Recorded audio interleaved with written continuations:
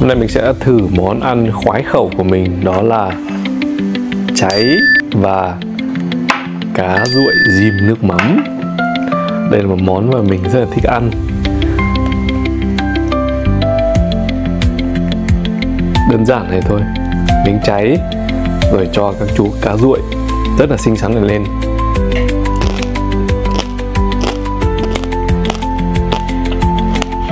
Và nếu các bạn cũng muốn thử món ăn tuyệt hảo này, đặc sản Hải Phòng, thì các bạn làm ơn hãy để lại tin nhắn hoặc gọi điện về số điện thoại hoặc nhắn tin về kênh Lại Ngứa Chân nhé.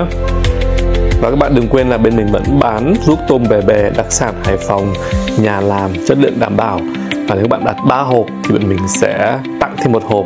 Các bạn đặt 2 hộp thì bọn mình sẽ free ship. Và các bạn đặt 1 hộp thì bọn mình xin phép được lấy 30k tiền ship.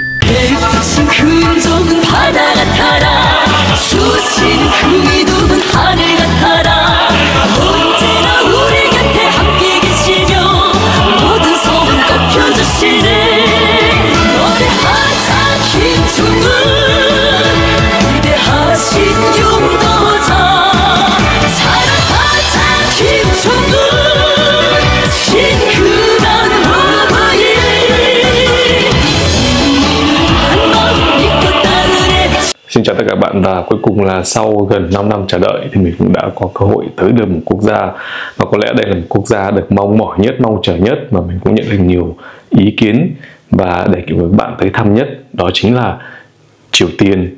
Triều Tiên là quốc gia cuối cùng mở cửa sau đại dịch Covid, và trong những năm vừa rồi, trong thời gian vừa rồi, mình có thể nói là mong chờ đếm từng ngày một để tới ngày Triều Tiên mở cửa đón khách du lịch trở lại.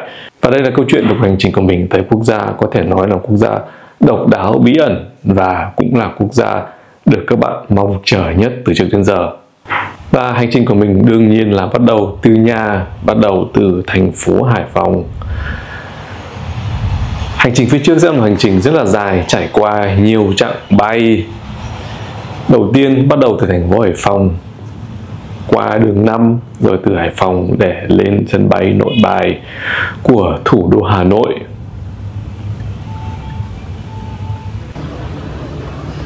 Trước mắt mình sẽ là 3 chặng bay từ Hà Nội sang Quảng Châu, rồi từ thành phố Quảng Châu sẽ bay tiếp tới thủ đô Bắc Kinh.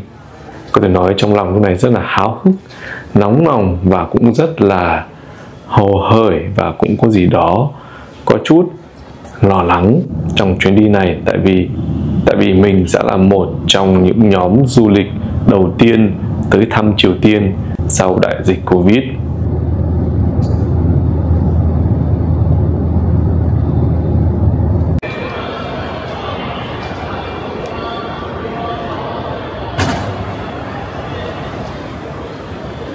Mặc dù cũng đã nhiều lần tới Bắc Kinh, tuy nhiên mỗi lần tới Bắc Kinh thì các bạn không thể bỏ qua món rất nổi tiếng này, đó là món vịt Bắc Kinh. Nếu bạn nào chưa tới Bắc Kinh mà có dịp tới đây thì đừng bỏ qua món vịt Bắc Kinh nổi tiếng này. Vịt Bắc Kinh ăn ở Bắc Kinh đương nhiên có khẩu vị khác hẳn so với vịt Bắc Kinh mà các bạn ăn ở những nơi khác. Các bạn thấy cách ăn cũng rất là đặc biệt, cũng rất là đặc trưng cho Bắc Kinh, chứ không phải ăn thịt vịt bình thường như chúng ta thường biết. Chúng ta ăn ở đây giống như là ăn kiểu như là gói nem, rất là độc đáo và rất là ngon. Và đương nhiên là món này cũng rất là ngon rồi, không miễn chê. Thịt vịt ở đây người ta rán hoặc là người ta nướng rất là giòn, ăn với các loại rau thơm và ngon, tuyệt vời, tuyệt hảo luôn. Đây có lẽ là một trong những món ăn Trung Quốc mà mình thích nhất.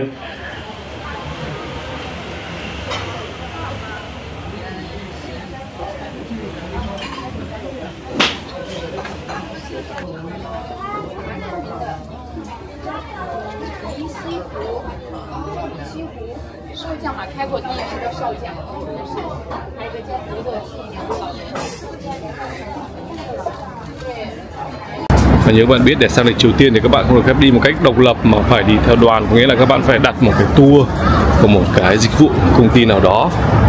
Và đoàn của mình hôm nay sẽ tập trung ở thủ đô Bắc Kinh. Lát nữa sẽ gặp nhau ở một khách sạn gần đây Và bọn mình phải đến trước một ngày để bàn luận và để thảo luận những cái điểm cần chú ý khi đi du lịch tới Triều Tiên.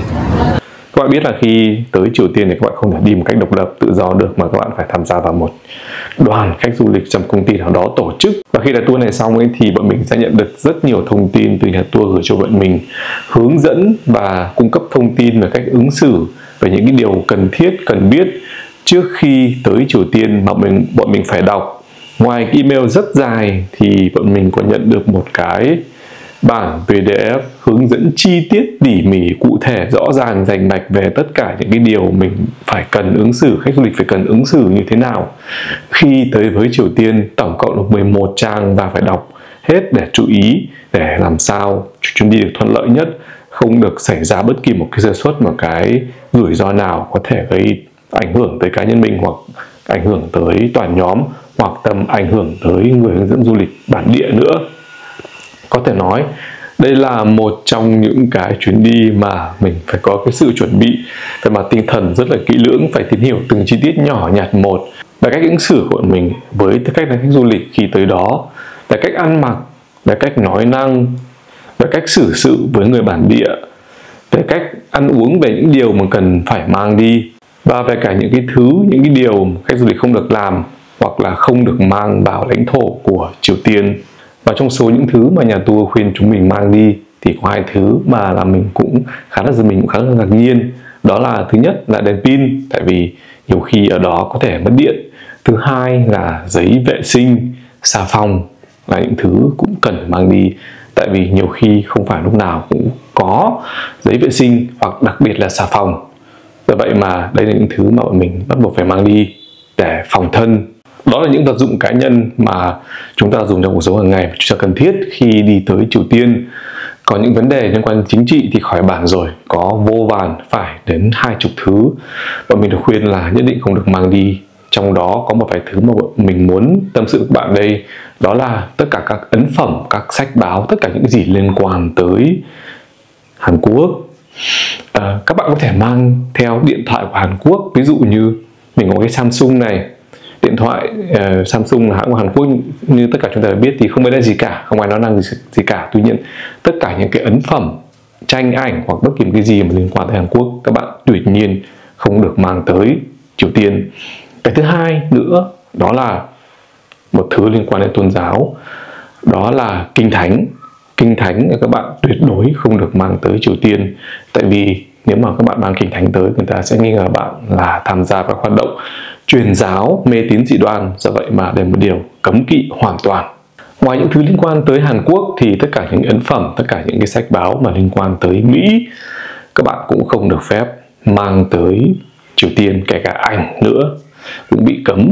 Vậy hiện nay Triều Tiên cho khách du lịch từ tất cả các quốc gia tới thăm quốc gia mình, trừ khách du lịch của Mỹ và Hàn Quốc. Một điều nữa mình cũng khá ngạc nhiên, đó là đương nhiên các bạn không được mang tất cả những cái gì mà liên quan tới nội dung người lớn đồi trụy tới Triều Tiên. Thì trong điện thoại của mình có rất nhiều ảnh về các bộ lạc. Các bộ lạc các bạn biết ở châu Phi thì họ thường ăn mặc rất hở hang, thậm chí trần truồng 100%. Và tất những cái ảnh này để đảm bảo mình cũng phải xóa, hoặc là mình đã phải chuyển sang tất cả những thư mục khác để không nhằm bị ảnh hưởng rắc rối khi nhập cảnh vào Triều Tiên. Còn về quần áo, cái ăn mặc như thế nào khi các bạn tới Triều Tiên, thực chất thì Triều Tiên không có một quy định nào cụ thể để áp dụng cho khách du lịch về cái cách ăn mặc. Tuy nhiên nếu mà các bạn tới thăm các cái tượng đài của các vị lãnh đạo Triều Tiên thì các bạn được khuyên là nên ăn mặc một cách lịch sự và thanh lịch, tức là không được mặc quần jean, không được mặc cái gì đó mà hở hang một chút, đó, phải kín đáo. Tuy nhiên mùa đông do vậy điều đó chắc cũng không xảy ra, sẽ không có ai ăn mặc hở hang. Và một điều khá nhẹ nhõm nữa đó là được khách du lịch thì họ cũng có gì đó, họ cũng rất là mềm mỏng, họ không quá là khắt khe. Và trước kia thì theo mình được biết ý, các bạn tour guide trong cái công ty của mình nói thì trước kia thì họ cũng không thích người khách du lịch tới đó khi mà họ mặc quần jean. Tuy nhiên bây giờ thì điều đó cũng đã được nới lỏng, cũng đã khác rồi, các bạn có thể mặc quần jean, khách du lịch không sao cả. Và trước khi bước cuộc hành trình tới Triều Tiên thì đoàn của mình phải gặp nhau trong khách sạn ở Bắc Kinh để bàn luận 2 tiếng đồng hồ về tất cả những nội dung mà mình vừa nói tới. Đó là cách ứng xử, những cái gì cần chú ý, các thông tin cần thiết trước khi bọn mình tới Triều Tiên.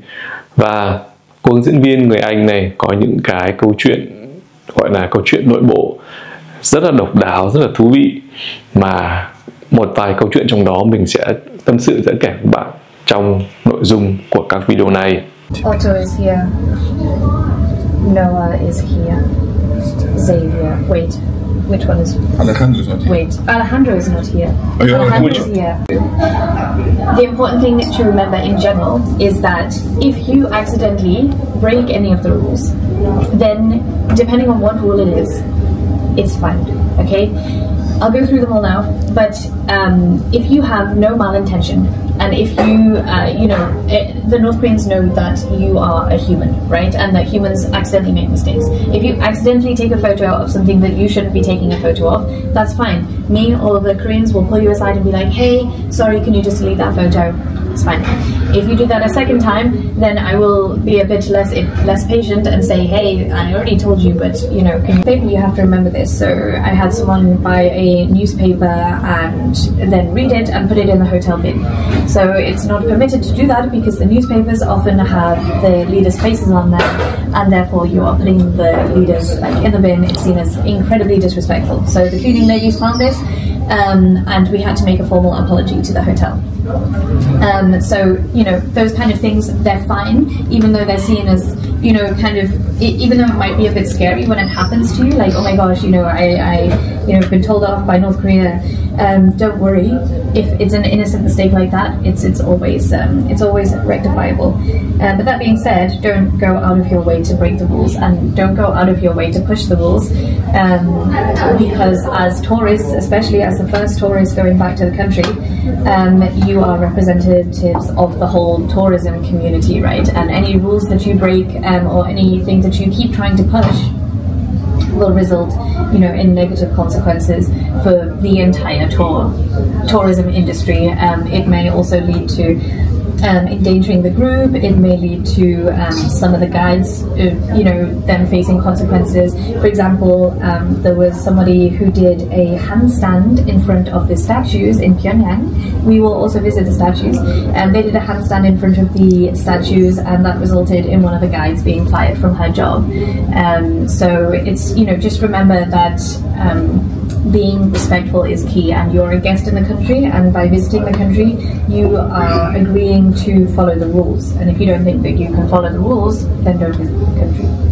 Và việc tuân thủ luật pháp cũng như các quy định của quốc gia mà chúng ta tới thăm là một việc mà một điều đó rất là hiển nhiên.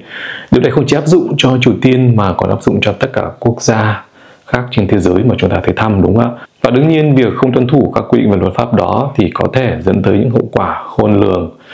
Và câu chuyện mà mình sắp kể ra đây cho các bạn cũng là một minh chứng cho điều đó. Và như các bạn biết thì các tour du lịch tổ chức tới Triều Tiên thì chỉ tiến hành bởi một vài công ty có thẩm quyền thôi. Và theo mình biết thì hiện nay chỉ có 2 công ty duy nhất trên thế giới được phép là tiến hành các cái tour đó, ngoài các công ty ở Nga ra. Như bạn biết thì Triều Tiên chỉ mở cửa cho khách du lịch Nga từ năm 2024 rồi, và người Nga được đi thăm tất cả mọi nơi ở trong Triều Tiên. Còn ngoài khách du lịch Nga thì Triều Tiên chỉ cho phép hiện nay có 2 công ty du lịch duy nhất được phép tổ chức tour tới Triều Tiên, và các cái công ty này cũng đã hoạt động trong lĩnh vực du lịch tới Triều Tiên từ mấy chục năm nay rồi.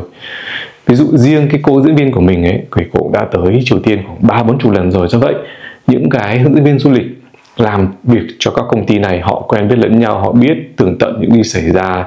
Và đây là một câu chuyện có thực mình nghe lại được từ những người hướng dẫn viên đó. Và chắc các bạn cũng còn nhớ câu chuyện về một anh sinh viên tên là Otto người Mỹ vào năm 2016 khi tới Triều Tiên đã bị bắt và đã bị kết án tù 15 năm.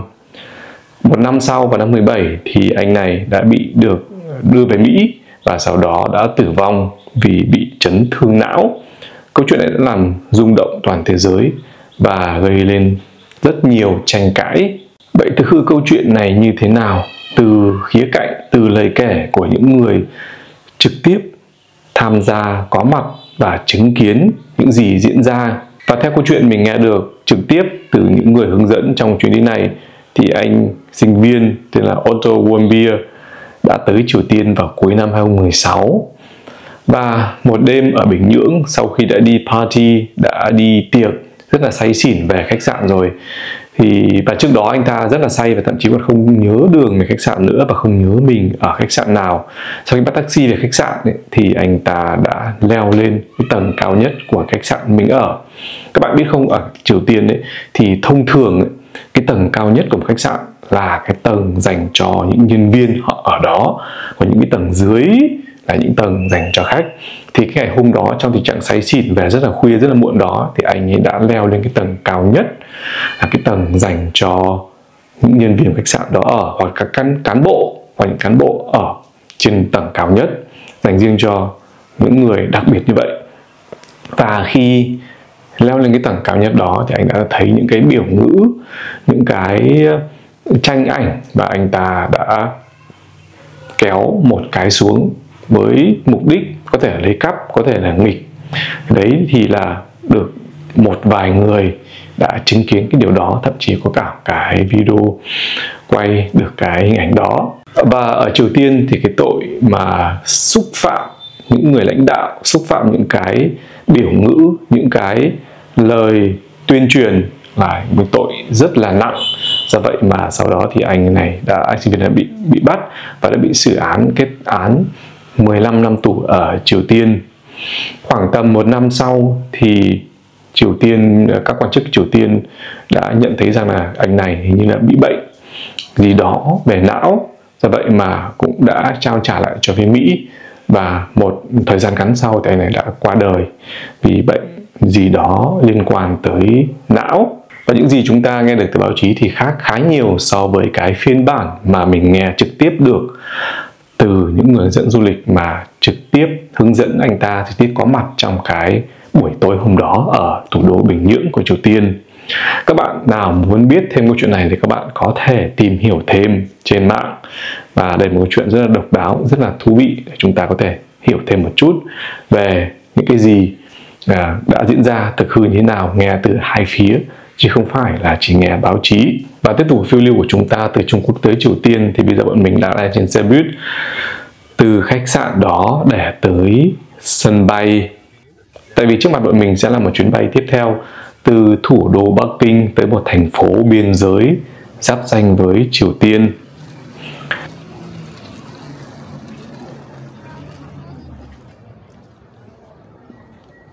Và các bạn biết không, thì trước khi tới đây thì bọn mình được khuyến cáo là nên mua một chút quà nhỏ cho những người hướng dẫn người Triều Tiên của mình ở bên đó. Tại bên đó họ cũng thiếu thốn rất là nhiều thứ, họ không có nhiều thứ như chúng ta, các sản phẩm như chúng ta hiện nay ở đây.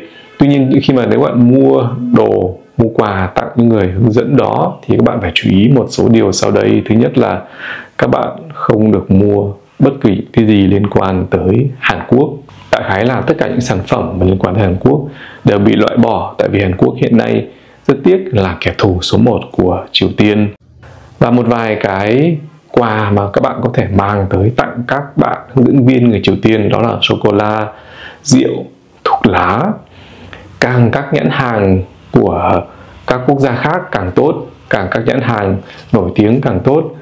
Và chuyến bay tiếp theo sẽ đưa chúng ta từ thủ đô Bắc Kinh tới thành phố Yán Chí, hay còn gọi là thành phố Diên Cát ở tỉnh Cát Lâm của Trung Quốc, là một cái tỉnh giáp ranh với Triều Tiên.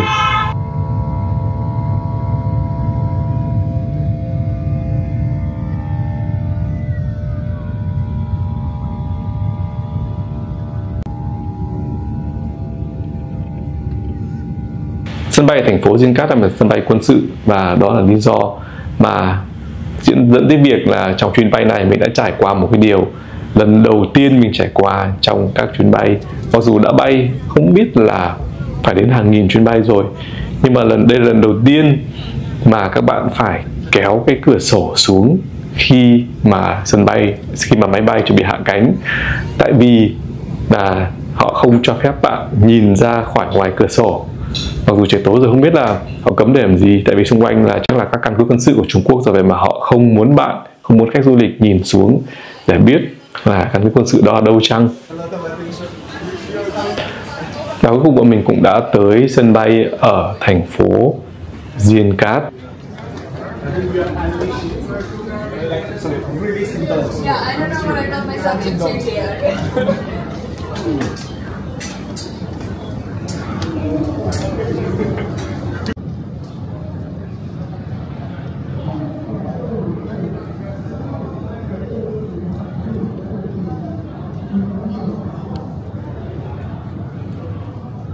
Bọn mình được chào đón bởi người lái xe. Các bạn đã thấy điều gì chưa? Tất cả những cái chữ, tất cả những cái gì được viết ở đây đều được viết song ngữ, có nghĩa là được viết bằng tiếng Trung Quốc và tiếng Triều Tiên. Lạ, đã rất gần Triều Tiên rồi, rất gần. Đây là quang cảnh ở sân bay Diên Cát vào buổi tối khoảng hơn 9 giờ sau khi bọn mình vừa hạ cánh xuống đây.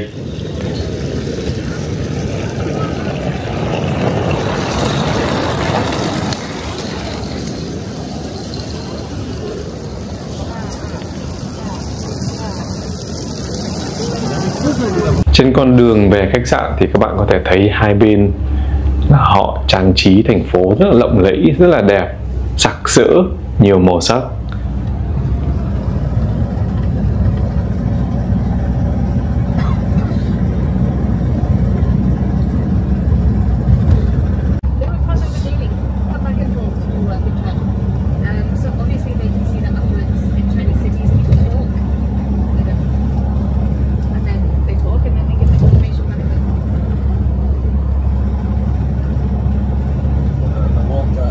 Xin chào các bạn từ Diên Cát. Buổi sáng sớm sau mình tỉnh dậy là khoảng tầm 5:30 sáng, rất sớm. Và hành trình tiếp theo hôm nay sẽ đưa chúng ta tới Triều Tiên, là một hành trình rất là hồi hộp. Và sau một đêm trải qua ở khách sạn ở thành phố Diên Cát thì sáng hôm sau bọn mình đã chính thức sẵn sàng để chuẩn bị tới với Triều Tiên.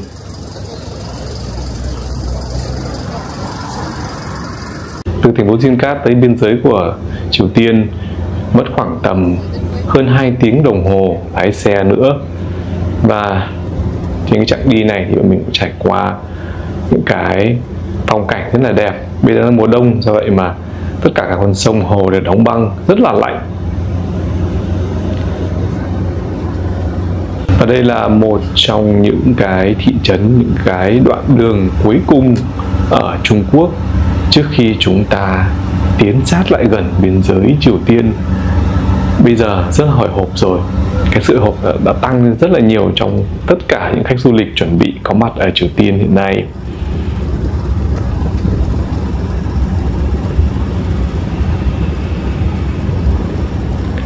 Đây có thể nói là thị trấn cuối cùng, chỉ còn một chút nữa thôi là tới biên giới. Và bây giờ chúng ta đã tới biên giới, chuẩn bị xuất cảnh khỏi Trung Quốc. Okay, so this is it? This is it. Yeah. And it's at the Korean border. Đằng sau mình là biên giới Trung Quốc, và sau cái trạm kia thôi sẽ là Triều Tiên. Vô cùng lạnh, nhiệt độ bây giờ là khoảng âm 12 độ theo nhiệt kế trên điện thoại. Wow, lạnh. Và xuất cảnh khỏi Trung Quốc thì không có gì đặc biệt cả. Và sau khi xuất cảnh xong thì tất cả mọi người phải chờ ở một bến xe buýt để cái xe này đưa mọi người sang bên kia qua một cái cầu để tới Triều Tiên. Và ngoài khách du lịch thì còn có rất nhiều những người làm kinh doanh, người Trung Quốc nhập cảnh ở Triều Tiên. Và đây là cái cây cầu nối liền Trung Quốc với Triều Tiên. Có nghĩa là chỉ qua cây cầu này thôi, một chút nữa thôi là bọn mình sẽ có mặt tại Triều Tiên. Một cảm giác rất là đặc biệt, rất hồi hộp.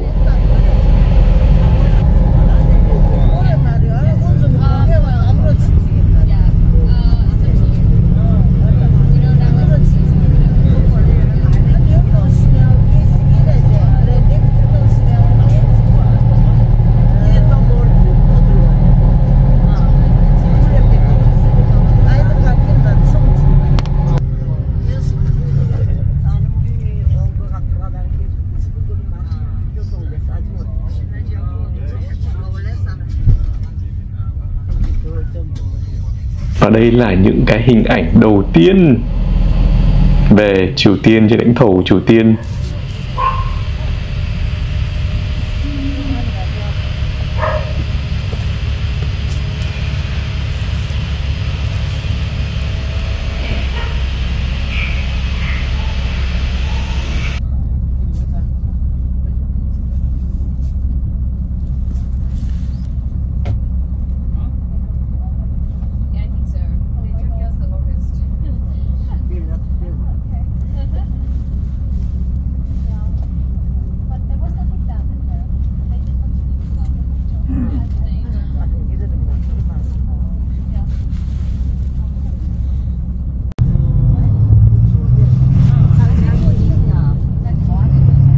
Nhập cảnh vào Triều Tiên cũng rất là nhanh chóng, không có gì cả, tại vì là tour mình đã tổ chức rất là bài bản quy củ rồi, do vậy mà họ cũng không hỏi gì nhiều. Nhập cảnh vào Triều Tiên họ cũng không kiểm tra laptop, không kiểm tra điện thoại, không hỏi nhiều, và chỉ đóng dấu nhập cảnh là xong thôi. Và đây là những hình ảnh đầu tiên ở trạm biên giới giữa Triều Tiên và Trung Quốc. Như vậy là từ khoảnh khắc này mình đã chính thức tới Triều Tiên, tới với quốc gia thứ 193 của mình. Hồi hộp, hạnh phúc, hứng khởi và rất là tò mò trong quốc gia này như thế nào. Tuy nhiên, trước khi chúng ta bước vào cuộc hành trình trong những ngày tiếp theo ở Triều Tiên thì có một quy định nữa mà bọn mình cũng được nhắc nhở không dưới 5 lần. Đó là các bạn khi tới Triều Tiên, các bạn sẽ không được gọi là Bắc Triều Tiên mà phải gọi là Triều Tiên. Đối với tiếng Việt và tiếng Trung Quốc của chúng ta thì đơn giản hơn rất nhiều, tại vì chúng ta còn Triều Tiên và Hàn Quốc. Tuy nhiên, đối với các ngôn ngữ khác, ví dụ như tiếng Anh, tiếng Nga, tiếng Đức hoặc các tiếng châu Âu khác thì các bạn phải chú ý hơn, tại vì họ chỉ có từ Korea, họ sẽ gọi Bắc Triều Tiên là North Korea và Hàn Quốc là South Korea. Như vậy là họ phải chú ý rất là nhiều để không bị lỡ miệng gọi là North Korea, tức là Bắc Triều Tiên. Thực ra với bản thân mình đôi khi mình cũng nhầm gọi là Bắc Triều Tiên, nhưng thực ra tiếng Việt của mình hiện nay hoặc thì Trung Quốc cũng vậy, gọi Bắc Triều Tiên là Triều Tiên, còn Nam Triều Tiên là Hàn Quốc.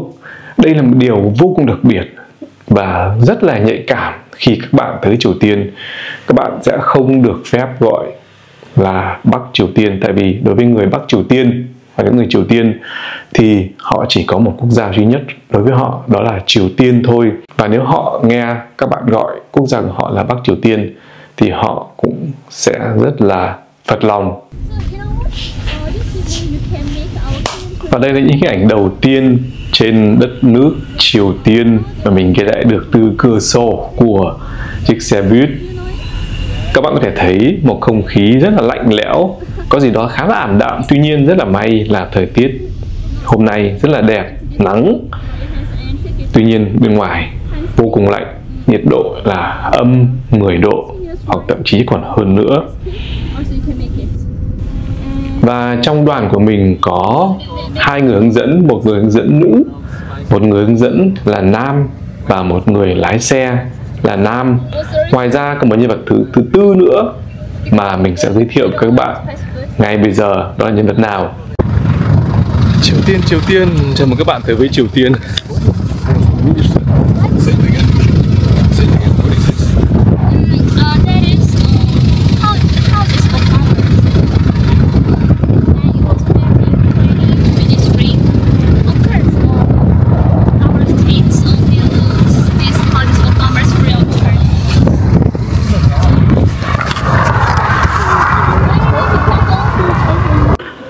Phải nói là tất cả mọi người trong đoàn mình vô cùng phấn khích, vô cùng vui vẻ, hồi hộp khi có mặt ở Triều Tiên, khi được đặt chân đến quốc gia rất độc đáo, rất là bí ẩn này.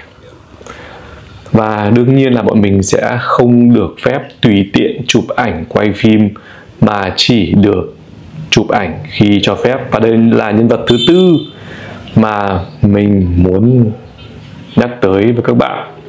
Đó là một cô gái. Nhiệm vụ của cô này như thế nào thì mình sẽ giải thích về sau này. Xin chào tất cả các bạn, và cuối cùng mình cũng đã có mặt ở Triều Tiên như các bạn thấy đây. Wow, một cảm giác rất là phấn khích. Cuối cùng thì mình cũng đã tới được Triều Tiên. Mọi hoạt động, đặc biệt là các hoạt động liên quan tới việc quay phim chụp ảnh, phải được tuân thủ và được kiểm soát một cách chặt chẽ bởi các người hướng dẫn. Và rất vô tình trong cái cảnh này mình quay được một người dân lao động bình thường. Các bạn hãy nhìn đây. Thông thường thì là người ta cấm không được quay phim chụp ảnh bất kỳ một người dân nào, đặc biệt là những người dân qua đường.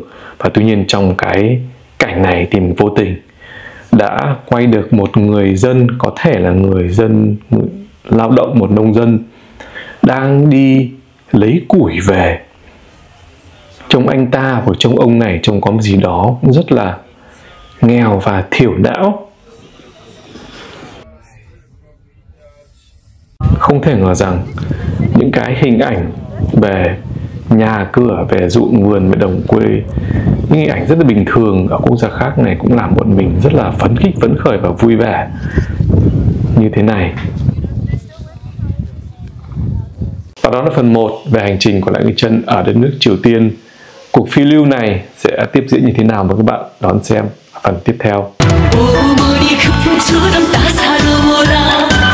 아버지 그 풍처럼 자유로워라 주라의 첫 번째 식